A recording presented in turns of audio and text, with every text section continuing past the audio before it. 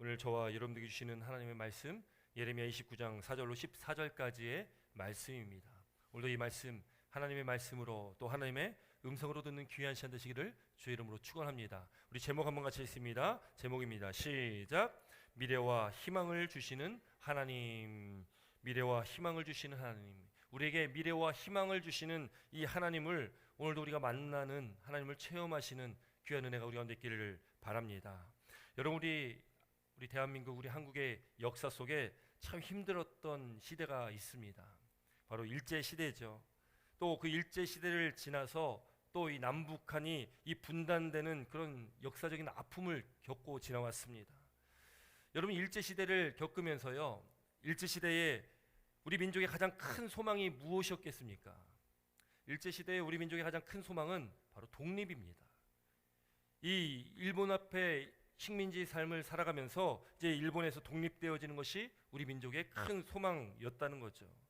그것이 우리의 민족의 큰 염원이었고, 또 우리가 그 독립을 소망하며 우리 조상들이 그렇게 그날을 기다렸을 것입니다. 그러다가 미국이 1948년에 이제 일본의 히로시마와 나가사키에 이제 원자폭탄을 투하하게 됨으로 인해서 갑작스럽게 이제 그렇게 기다렸던 우리 조선 대한민국의 이 광복이 이루어지게 됩니다.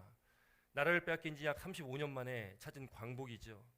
여러분, 아마도 그때 이 광복의 기쁨은 우리가 그 시절 그 자리에 있지 않았었기 때문에 우리는 정확히 알 수는 없겠지만, 그래도 우리가 대략 짐작할 수는 있을 것 같습니다.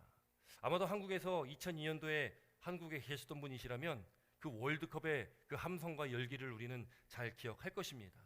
저는 그때 군대에서 말년 병장이었기 때문에 군대에서 TV로 봤습니다. 그러나 TV를 통해서 전해지는 그 열기와 함성도 다 느껴지더라고요.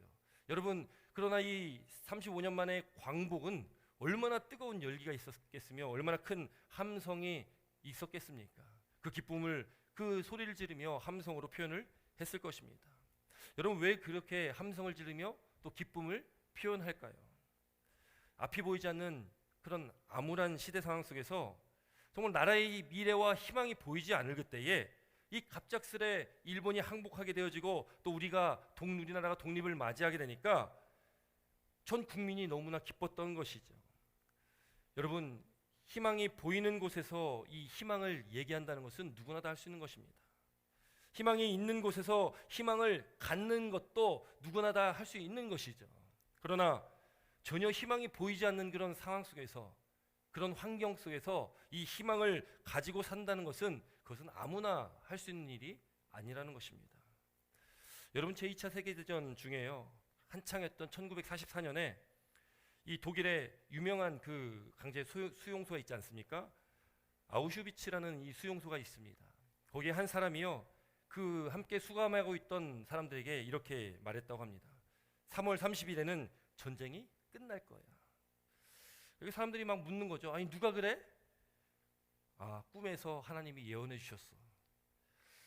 여러분, 사람들은 믿지 않았지만요, 이 사람은 3월 30날 이 전쟁이 끝날 거라는 희망을 갖고 그 기대를 가지고 있었다는 것입니다. 그런데 이 뉴스를 통해서 이 전해들은 지금 상황이 이 사람이 굳게 믿고 또 가지고 있었던 그 희망과는 다르게 지금 상황이 진행되고 있다는 거죠. 시간이 흘러 3월 말이 가까워 왔는데도, 이제 3월이 다 지났는데도 이 사람은 그 희망의 끈을 놓지 않았습니다.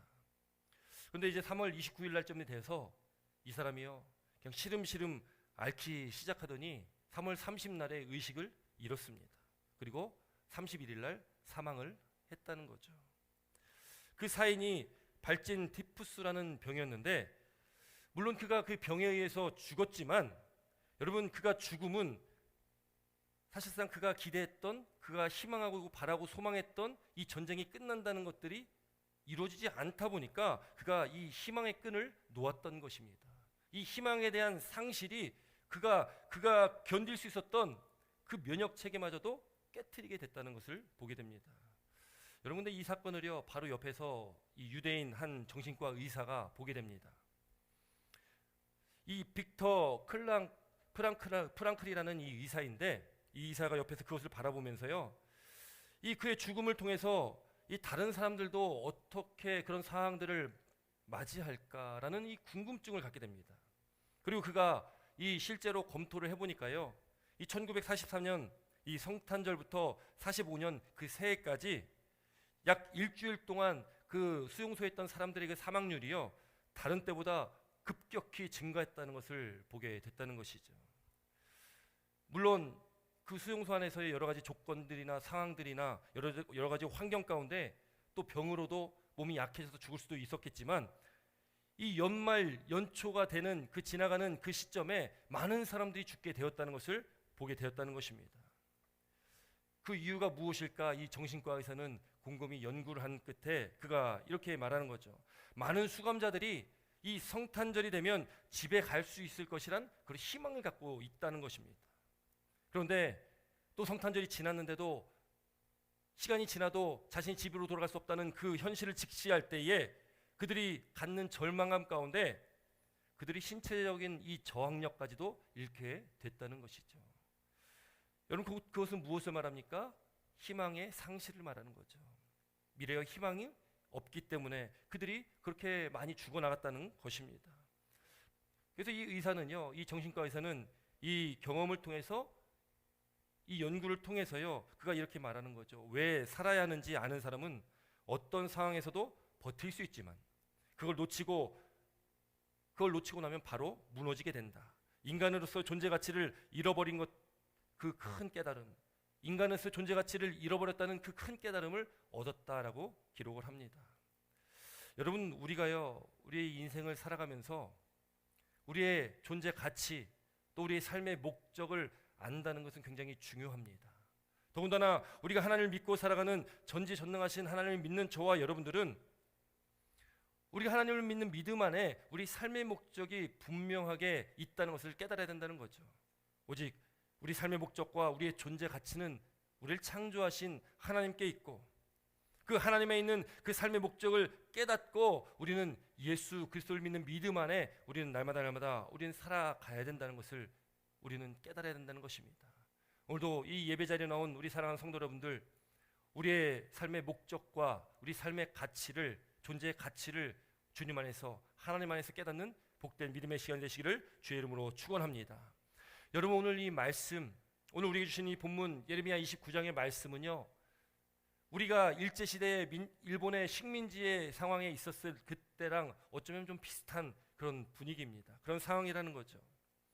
이스라엘이 이 통일 왕국으로 있다가 이제 이스라엘이요, 북이스라엘과 남유다로 나눠지게 됩니다. 이 남북이 분단이 되게 된 것이죠.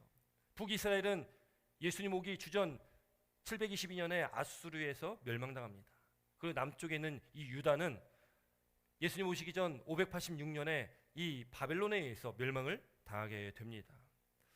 하나님께서요, 하나님의 백성으로 택해 주신 이 이스라엘 백성들이 이렇게 멸망당하며 성전이 파괴되고 예루살렘 성이 파괴되는 이런 끔찍한 일을 겪게 된 것, 그것은 곧 하나님의 심판에 있어서 심판으로 일어난 일입니다. 하나님의 심판의 이유가 분명히 있겠죠. 하나님의 심판의 이유는 바로 그들이 하나님께 돌이키지 않았기 때문에 그렇습니다.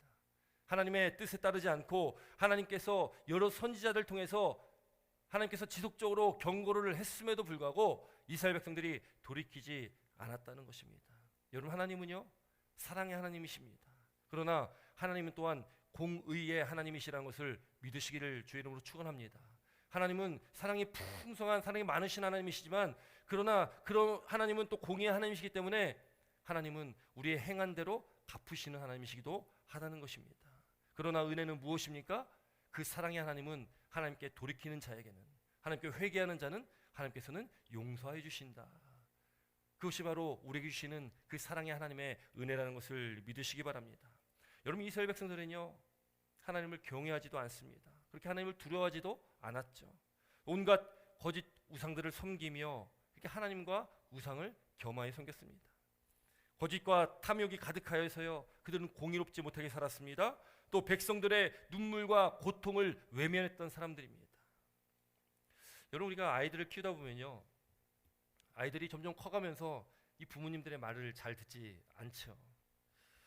참 사실 뭐 아이들을 이렇게 혼내는 입장에서 아이들을 혼내는 이유 여러 가지 일들을 보면은 참 사소한 거 가지고 혼내지 않습니까? 너 왜 빨리 안 씻어? 너 왜 방 청소 안 해? 왜 싸워? 뭐 이런 사소한 것들 가지고 우리가 혼냅니다. 그렇게 아이들을 혼내고 꾸중하게 되는데 그렇게 늘 비슷한 이유로 같은 이유로 아이들을 혼낸다는 거죠. 여러분 저는요 아이들을 이렇게 키우면서 하나님과 우리 관계를 하나님과 저와의 관계를 깨닫게 됩니다. 그렇게 말 안 듣는 아이들을 바라보면서 나 또한 그렇게 하나님께 말을 안 듣고 살아가는데 라는 것을 깨닫게 된다는 것이죠. 여러분 그렇게 아이들이요 말을 잘 안 듣죠. 여러 가지 사소한 일들로 혼나게 되는데 그래도 아이들은 옆집에 있는 사람들 옆집에 있는 아저씨 아줌마에게 엄마 아빠라고 부르며 따라다니지는 않지 않습니까? 여러분 이스라엘 백성들은요 하나님 말 안 듣는 것을 넘어서 옆집에 있는 다른 이방의 신들을 하나님이라고 부르며 나아가는 겁니다. 우상 숭배하며 그들이 나아갔다는 것이죠. 영원하신 왕이신 하나님을 버리고 그들이 이방의 우상들을 섬기며 늘 따라갔다는 것입니다. 여러분 그 이스라엘 백성들을 하나님께서 심판하시고 그 나라들을 멸망하셨다는 거죠. 여러분 오늘 본문에는요 이 남유다 백성들이 이 하나님의 징계로 그의 삶의 터전들을 다 잃게 되어지고 이 바벨론이라는 그때 당시 가장 강력한 나라에 망하게 된 후에 이 바벨론에 의해서 이 유다 백성들이요 3번에 걸쳐서 포로로 잡혀갑니다. 1차의 포로에는 우리가 잘 아는 이 왕족들 귀족 계급들이 잡혀가게 되는데 바로 이 다니엘이 1차 포로로 잡혀갑니다. 그리고 2차에는 이 당시의 왕이었던 여호야긴 왕과 그 백성들 또 군사들 1만 명 또 많은 기술자들이 또 잡혀가게 됩니다. 또 3차 포로에는 이스라엘이 이제 이 예루살렘 성벽이 다 무너지고 성전이 다 회파되어지고 그 당시의 왕이었던 시드기 왕까지 백성들과 함께 포로로 잡혀가게 됩니다. 오늘 본문 29장의 말씀은 2차 포로로 잡혀간 이후에 해당하는 말씀입니다. 우리 한번 4절 말씀 함께 읽습니다. 4절입니다. 4절 말씀 있습니다. 시작. 만군의 여호와 이스라엘 하나님께서 예루살렘에서 바벨론으로 사로잡혀 가게 한 모든 포로에게 이와 같이 말씀하시니라. 아멘. 여러분 지금 이 4절의 말씀처럼요 지금 이 바벨론이라는 나라에 포로로 잡혀간 이스라엘 백성들에게 하나님께서 하나님의 말씀을 지금 전하게 됩니다. 이스라엘 백성들이 이 바벨론의 포로가 된 것, 포로로 잡혀간 것, 그 모든 일은 전적으로 하나님의 계획과 뜻에 있었던 것입니다. 그렇기 때문에 그 당시 이 예레미야라는 이 선지자는요 그렇게 포로로 잡혀가는 이 유다 백성들에게 하나님의 뜻에 따라 순종해서 때가 될 때까지 묵묵히 이 바벨론이라는 나라에서 포로로 살아라 이렇게 말하고 당부하고 있는 것입니다. 여러분 이 하나님의 말씀에 따라 순종하기가 쉬웠겠습니까? 아니 적국의 나라에 포로 잡혀가는 것도 참 억울하고 힘든 일인데 이 예레미야라는 선지자가 그곳에 가서 그 나라에서 그냥 포로로 잡혀간 것에서 잘 받아들이고 그곳에서 그냥 잘 살아라라고 말하면 여러분 그것을 받아들일 수 있는 사람이 있었겠습니까? 그러나 그것은 하나님의 말씀이었고 하나님의 뜻이었다는 거죠. 우리 하나님 믿는 하나님의 백성들은 하나님의 말씀, 하나님의 뜻에 전적으로 순종해야 됩니다.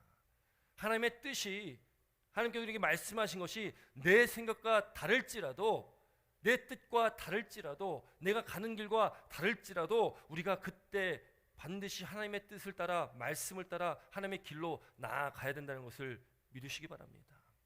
여러분 그래서요 이사야 55장 8절에 보면 이는 내 생각이 너희 생각과 다르며 하나님의 생각이 우리 생각과 다르다는 거죠.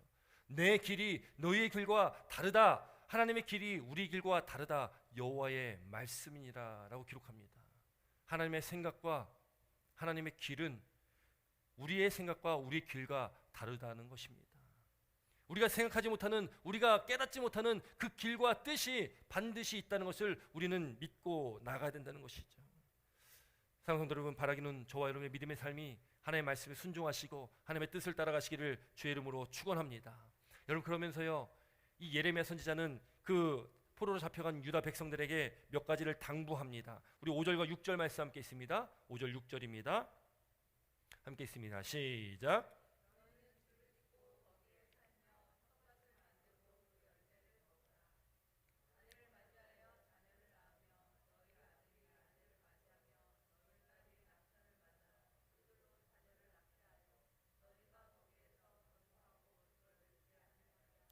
아멘. 여러분, 예레미야 선지자는요, 이 유다 백성들, 포로로 잡혀간 유다 백성들에게 그곳에 가서 그 바벨론 땅에 가면 그곳에 정착하고 잘 살아라. 무엇을 하라고 합니까? 그곳에 가서 집도 짓고 거기에서 텃밭도 만들고 열매도 먹으라는 겁니다. 또 거기서 아내도 맞이하고 자녀도 낳으라는 거예요. 거기에서 번성하고 하나님께서 줄지 않게 하라겠다라고 지금 말씀하고 있습니다. 여러분, 이 예레미야 선지자를 통해서 하나님께서 하신 말씀, 여러분 이 말씀은요, 참 그 당시에 포로 잡혀간 그 이스라엘 백성들에게는 참 받아들일 수 없는 그런 말 아니겠습니까? 여러분, 근데 그때 이 예레미야 선지자와 함께 활동하는 수많은 거짓 선지자들이 있었습니다. 그 거짓 선지자들은요, 바벨론이 이스라엘이 이제 바벨론에게서 다시 독립할 것이다, 곧 독립하고 돌아올 것이다라고 거짓 예언을 많이 했다는 겁니다. 그러니까 그런 예언들이 있는 상황 속에서 이 예레미야 선지자가 거기서 잘 집짓고 잘 먹고 살아나라고 한다는 것은 이 유다 백성들이 받아들일 수가 없는 것입니다. 그뿐만이 아니죠. 우리 7절도 함께 있습니다. 7절입니다. 7절 말씀 함께 있습니다. 시작. 너희는 내가 사로잡혀 가게 한 그 성읍의 평안을 구하고 그를 위하여 여호와께 기도하라. 이는 그 성읍이 평안함으로 너희도 평안할 것임이라. 아멘. 여러분, 지금 예레미야는요, 또 하나 요구하는 게 뭐냐면 거기 포로지에서, 이 바벨론 땅에서 그 땅의 평안함을 구하라는 것입니다. 아니, 적국인 이 바벨론 빨리 무너져 가지고 우리가 독립하기를 바라야 되는데, 그것이 아니라 반대로 이 바벨론을 저주하는 것이 아니라 그 땅을 축복하라는 거죠. 그 땅의 평안함을 구하라는 것입니다. 이 상식적으로 이해할 수 없는 그런 말을 예레미야 선지자는 합니다. 그러나 이 예레미야 선지자가 하는 이 말이 바로 하나님께서 이스라엘 이 유다 백성들에게 하는 말씀이라는 것을 그들이 깨달아야만 했던 것입니다. 그 하나님의 말씀과 하나님의 뜻에 이 유다 백성들은 복종하고 순종하고 그 뜻에 따라야만 했던 것입니다. 여러분, 그런데 그것을 따르기가 쉬웠겠습니까? 당시 유다 백성들은요, 바벨론이 무너지고 하나님께 도우셔서 우리가 빨리 회복되어서 자신의 고향으로 돌아갈 거라 생각이 있었습니다. 하나님의 뜻을 깨닫지 못하는 거죠.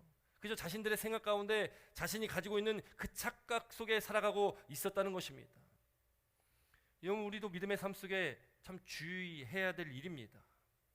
내 생각이 하나님 뜻인 것 마냥 우리는 그렇게 살아갈 때가 있습니다. 그런 착각을 하며 살아갈 때가 있다는 거죠. 여러분, 오늘날에요, 수많은 이당 사상들이 있고요, 또 오늘날에 이 세상 철학과 또 사상들이 널려 있습니다. 우리는 이 시대 속에서요, 하나님의 뜻이 무엇인지, 하나님께서 저와 여러분들에게 원하신 것이 무엇인지를 우리는 분별해야 됩니다. 로마서 12장 2절에 이렇게 기록합니다. 너희는 이 세대를 본받지 말고 오직 마음으로 새롭게 함으로 변화를 받아 하나님의 선하시고 기뻐하시고 온전하신 뜻이 무엇인지를 분별하도록 하라. 여기 분명히 말씀하시는 것이 하나님의 선하시고 기뻐하시고 온전하신 뜻을 분별하라고 말씀합니다.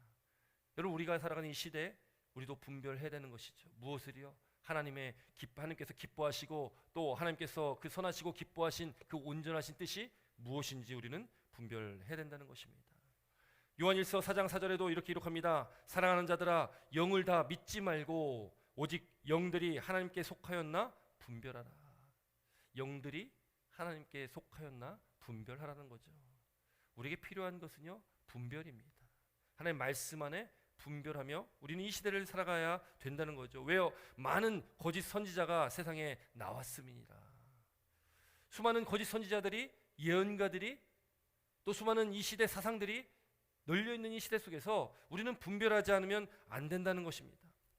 지금 예레미야 선지자가 활동하는 이 29장의 이 시대 상황 속에서요, 바로 앞서 28장에 보면은 그 당시에도 거짓 선지자들이 많이 있었습니다. 대표적으로 하나냐라는 선지자가 나옵니다.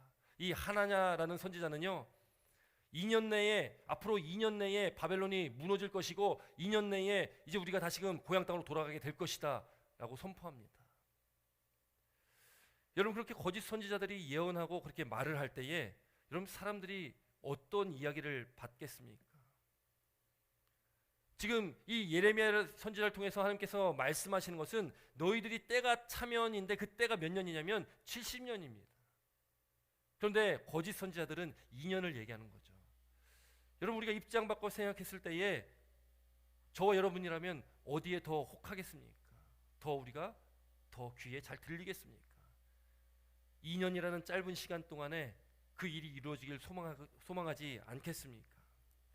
그래서 많은 사람들이요, 그 거짓 선지자의 예언을 쫓아갔다는 거죠. 그럴 때 또 여러 부류는 그래서 그 선동으로 인해서 바벨론과 대적하여 싸우기도 했습니다.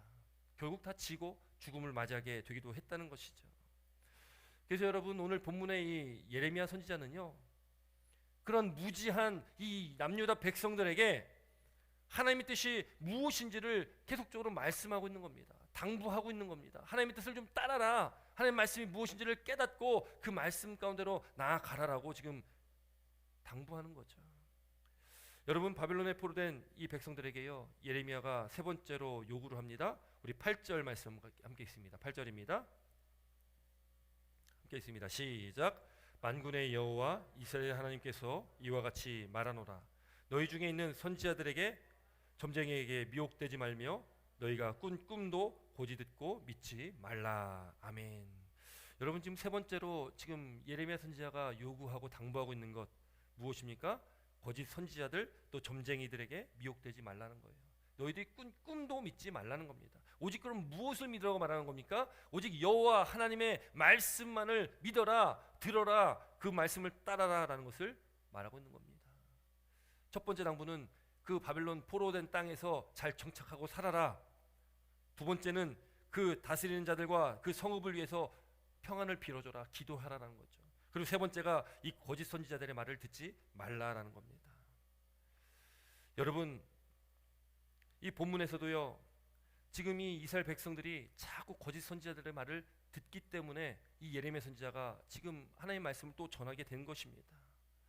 거짓 선지자들이 그들이 자신의 생각대로 지금 이스라엘 백성들에게, 그 유다 백성들에게 자신의 생각을 전합니다.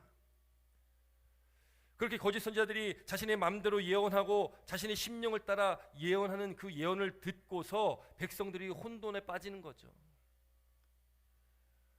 에스겔 13장 6절에는 이 예레미야 선지자와 동시에 활동했던 이 에스겔 선지자가 이렇게 기록합니다. 에스겔 13장 6절에 여호와께서 말씀하셨다고 하는 자들의 허탄한 것과 거짓된 점괘를 보며 사람들에게 그 말이 확실히 이루어지기를 바라게 하거니와 그들은 여호와가 보낸 자가 아니라. 이 거짓 선지자들, 거짓 예언자들은 하나님께서 보내신 자가 아니라는 겁니다. 여러분, 오늘 우리가 살아가는 이 시대도, 또 대한민국 땅에도, 이 미국 땅에도 거짓 선지자들이 참 많습니다. 한국 땅에만 내가 하나님이다, 내가 성령님이다, 예수님이다 하는 사람들이 약 100명 이상 있다고 그러죠. 여러분, 얼마 전에요, 이 한국에서 은혜록 교회라는 교회가 매스컴을 또 많이 탔습니다. 이 은혜록 교회란 그 교회, 이 교주가 신옥주라는 여자인데, 여러분, 이 교회가 수백 명의 성도로 부흥이 되어지고 급성장을 하게 됩니다. 근데 그 안에서 집단 생활을 하게 되면서 그 안에 폭행이 난무하고 또 여러 가지 문제점들이 발생하기 시작합니다. 그런 중에 이 신옥주라는 이 교주가요, 이 시한부 종말론, 그러니까 예수님이 몇 날 며칠에 오실 것이다 라는 시한부 종말론을 얘기하고, 또 이제 이 베리칩, 우리 몸에 베리칩이 새겨진다는 이야기 있잖아요. 그 음모론을 가지고 이야기를 하기 시작합니다. 그래서 이제 경제활동할 때 베리칩을 받지 못하면 그 경제활동에 참여하지 못한다, 그런 이야기를 하기 시작하고, 그에 대비해서 이제 이 세상을 떠나서 우리가 자급자족할 수 있는 이 베리칩의 자유로운 피난처로 우리가 가야 된다라고 말합니다.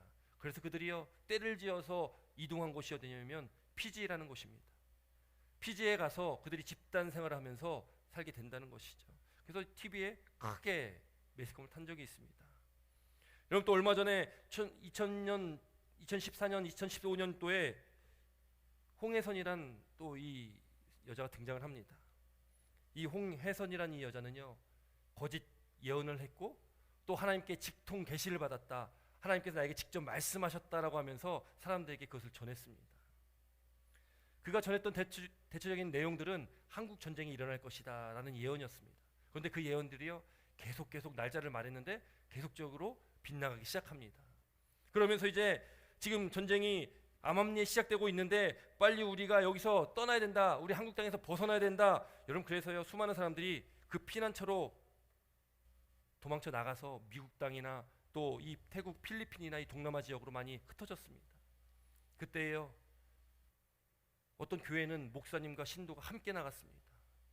여러분, 이런 거짓 예언자들이 지금 판치고 있는 시대를 우리는 살아가게 됩니다. 아무리 상식적으로 생각해봐도 정말 거짓 선지자들인데, 거짓 교리를 가지고 그들이 이야기를 하는데도 많은 그리스도인들이 거기에 안타깝게도 다 많이 빠져들게 되고 넘어가게 된다는 거죠. 여러분, 오늘 본문 8절에는요, 그런 거짓 선지자들을 조심해라, 너희들이 꿈까지도 믿지 말라라고 말씀합니다. 여러분, 우리가 의지하고 바라보고 믿고 나아가야 될 것은 오직 하나님의 말씀, 하나님의 뜻만을 우리가 구해야 된다는 것을 믿으시길 바랍니다. 우리가 들어야 할 말씀은 오직 하나님의 말씀입니다. 하나님의 말씀만이 완전하신 말씀인 것이죠. 여러분, 우리가 다른 것을 의지할 것이 아니라 우리는 오직 하나님 말씀만을 의지하면 되는 것입니다. 이미 하나님께서는 우리에게 이 언약을 통해서 말씀하신 것이 성경에 다 기록되어져 있거든요. 이 성경에 모든 것이 있는데 이 성경 외에서 우리가 길을 찾으면 안 된다는 것이죠.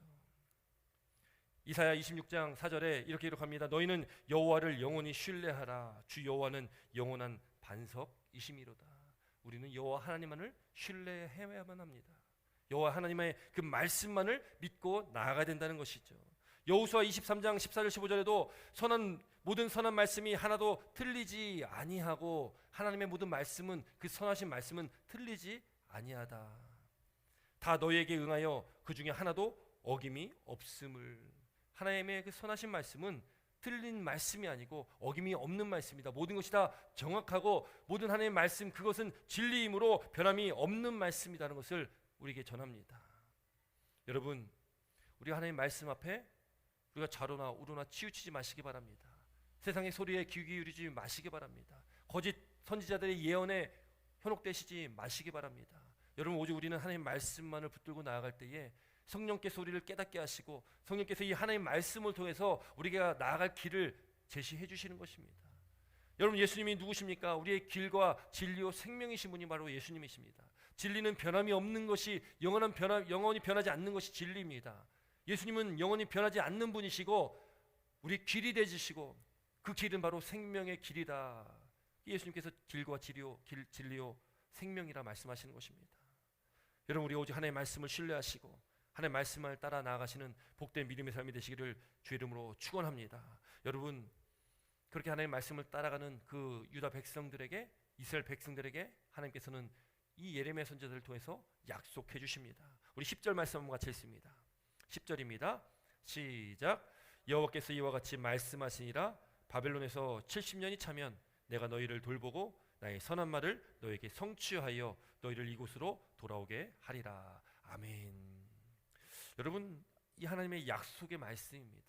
지금은 이스라엘의 범죄함으로 하나님께 그들에게 심판하시고 그들을 책망하시고 그들을 채찍질게 하심으로 이 바벨론을 통해서 지금 포로로 잡혀가 지금 그 어렵고 힘든 삶을 살게 되었지만, 하나님께서는 그 때가 되면, 그 70년이 차면 너희들을 돌보고 너에게 선한 말, 바로 하나님의 말씀, 그 변함없는 하나님의 말씀, 그 진리가 반드시 성취될 것이다라는 것을 지금 말씀하고 있는 거죠. 그때 이곳으로 다시 돌아오게 할 것이다. 고향 땅으로 다시 돌아오게 할 것이다. 여러분, 이 말씀은요, 이스라엘 역사 속에 지금 오늘날 이 역사 가운데 성취된 말씀입니다. 하나님의 말씀은 반드시 성취되는 그 약속의 말씀이라는 것을 믿으시기 바랍니다. 이 70년이 차면 돌아오겠다. 여러분, 그런데요, 이 70년이라는 기간이 짧은 기간이 아니잖아요. 굉장히 긴 기간입니다. 어쩌면 굉장히 절망적인 이야기일 수가 있어요. 왜요? 이 70년이라는 기간은요, 몇 년이라고 하면 그 기간 어떻게 좀 참아보겠는데 70년은 정말 짧지 않은 기간이기 때문에 사람들이 절망할 수가 있다는 거죠. 여러분 70년 후에 저와 여러분들의 앞으로의 70년 후가 있습니까? 물론 있을 수도 있습니다. 그러나 여러분 우리가 지금 살아가는 이 시대 가운데 70년 후라고 하면 100세가 넘어가는 시대입니다. 여러분 그 당시에 이 하나님의 말씀을 들을 때에 어린아이나 조금 기대할 만한 것 아니겠습니까? 한 10살 정도만 돼도 70년 후면 80살인데 좀 더 나이가 많으면 이 땅에 없을 수 있다는 거죠. 그렇기 때문에 이 70년이라는 기간은 어쩌면 참 절망적인 기간입니다. 그러나 여러분 왜 이 70년이라는 기간으로 하나님께서 말씀을 하셨을까? 여러분 그것은요 우리가 이 땅에서 우리가 70년이라는 기간은 정말 우리가 바라볼 수 없는 그 기간이기도 하지만 하나님께서 이루시는 일들은 이 땅에서 뿐만 아니라 우리가 이 땅에서 삶이 끝이 아니라 우리가 나아갈 그 하나님의 나라 주님 계신 그 천국에서 완성될 것이기 때문에 그런 것입니다. 여러분이 70년의 기간은요 우리가 이 땅에서만을 삶을 바라보는 것이 아니라 우리 영원한 삶, 영원한 그 하나님의 나라에서의 삶까지도 다 바라보게끔 말씀하시는 것입니다. 70년 후는 우리는 다 죽을 수 있겠지만 그러나 그것이 끝이 아니라는 거죠. 그것을 이스라엘 백성들에게 하나님께서는 말씀하신 겁니다. 이 땅의 삶 가운데도 그 회복될 날들을 기대하고 소망하며 살아가고 이 땅에서 삶이 이 땅에서의 그 소망이 이후에 영원한 하나님 나라에서의 그 소망까지도 다 연결돼야 된다는 것이죠. 이어져야 된다는 것입니다. 그래서 여러분 11절에는 하나님께서 이렇게 말씀하십니다. 우리 12절 말씀 함께 읽습니다. 시작. 여호와의 말씀이니라 너희를 향한 나의 생각을 내가 아나니 평안이요 재앙이 아니니라 너에게 미래와 희망을 주는 것이니라. 아멘. 너희를 향한 나의 생각은 평안이다. 재앙이 아니라는 거죠. 왜 재앙이 아닙니까? 지금 70년을 더 이렇게 포로로 살아야 되는데 이것이 어떻게 재앙이 아닙니까? 여러분 하나님의 약속을 믿고 살아가는 저와 여러분의 믿음의 삶은 우리 삶과 환경이 여건이 어떨지라도 하나님과 함께 그 믿음을 붙들고 살아가는 우리 삶은 평안이라는 것을 믿으시기 바랍니다. 여러분 우리 인생길 가운데 이 포로된 것 같은 우리 삶의 여러 가지 환경들이 상황들이 우리를 힘들게 하고 우리를 시험에 빠지게 만들고 여러 가지 시험이 우리를 쓰러지게 만듭니다. 그때 여러분 우리가 하나님을 붙들고 살아간다면 우리 고난의 터널을 통과하는 우리 삶 가운데 그 고난의 터널이 고난의 터널이 아니라 하나님의 은혜 터널로 변화되게 된다는 것을 믿으시기 바랍니다. 그러나 하나님의 그 약속을 믿지 못한다면 하나님을 붙들지 못한다면 그 고난의 터널은 끊임없는 고난의 연속이 된다는 것이죠. 여러분 그렇기 때문에 우리는 우리에게 평안을 주시는 하나님을 믿고 의지하며 나아가야 된다는 것입니다. 그 미래와 희망을 바라보고 살아갈 수 있는 방법 12절부터 14절까지 말씀합니다. 함께 있습니다. 12절부터 14절입니다. 시작. 너희가 내게 부르짖으며 내게 와서 기도하면 내가 너희들의 기도를 들을 것이요 너희가 온 마음으로 나를 구하면 나를 찾을 것이요 나를 만나리라. 이것은 여호와의 말씀이니라. 나는 너희들을 만날 것이며 너희를 포로된 중에서 다시 돌아오게 하되 내가 쫓아보내었던 나라들과 모든 곳에서 모아 사로잡혀 떠났던 그곳으로 돌아오게 하리라. 이것은 여호와의 말씀이니라. 아멘. 여러분 지금 그 미래와 희망을 바라보고 살아갈 수 있는 그 방법이 무엇이냐? 바로 하나님께 부르짖는 것입니다. 하나님께 기도하는 것이라는 거죠. 너희들이 기도하면 부르짖으면 들으시겠다라는 겁니다. 반드시 들으시겠다. 온 마음으로 나를 구하면 나를 찾을 것이다. 나를 만날 것이다 라고 지금 말씀하고 있습니다. 여러분 하나님께서요 이스라엘 백성들에게 이 남유다 백성들에게 지금 요구하시는 것이 무엇입니까? 기도해라. 부르짖어라. 나를 찾아라. 그럼 만날 것이다. 내가 응답할 것이다 라는 겁니다. 여러분 그것은요 어떤 의미냐면 너희가 기도해라. 기도하면 70년을 2년으로 바꿔주겠다. 아니 70년을 10년으로 줄여주겠다. 그것을 말하는 것이 아닙니다. 하나님을 신뢰하는 그 마음을 가지고 하나님께 기도하라는 것입니다. 기도를 통해서 우리는 하나님을 만나게 된다는 것입니다. 여러분, 하나님께 기도함을 통해서 우리가 기도하면 어떻게든 내가 기도함으로 하나님의 뜻과 계획을 바꿔봐야지, 그런 오해를 하며 우리가 기도할 때가 있습니다.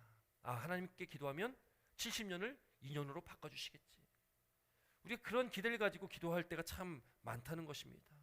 우리가 얻고 싶은 것들을 얻기 위해서 그렇게 기도할 때가 참 많다는 것입니다. 그러나 여러분, 기도는 그것이 아니라는 것이죠. 기도는 무엇입니까? 하나님과 만나는 통로다. 하나님을 만나는 통로고요. 그렇게 하나님을 만나게 되면은 하나님의 하시는 일들이 다 깨달아지는 겁니다.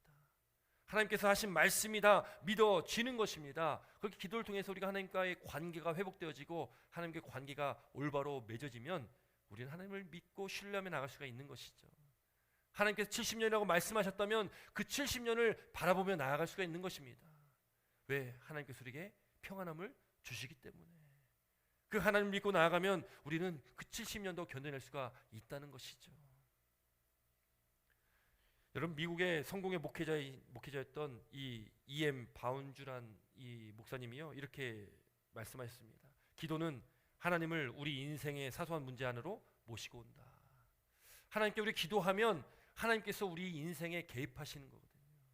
하나님께 우리의 인생의 문제를 해결해 주시게 됩니다. 그러나 그것이 내 뜻과 내 생각과 내 판단이 아니라 하나님께서 원하시고 계획하신 것들을 이뤄 나가실 때에 그것들을 우리가 인내하고 기다릴 수 있는 하나님의 참된 평안함을 우리에게 주시는 거거든요. 그래서 우리는 그 하나님의 때를 기다릴 수가 있게 됩니다. 이스라엘 백성들이 바라는 것이 22년 안에 회복되어지는 것이라 생각했을 때에 하나님께서 예레미야 선지자를 통해서 말씀하신 것은 70년이다. 그때는 70년이다. 이건 하나님의 때고 하나님의 말씀이다라는 것입니다. 그때를 기대하고 소망하며 기다려라라는 것입니다.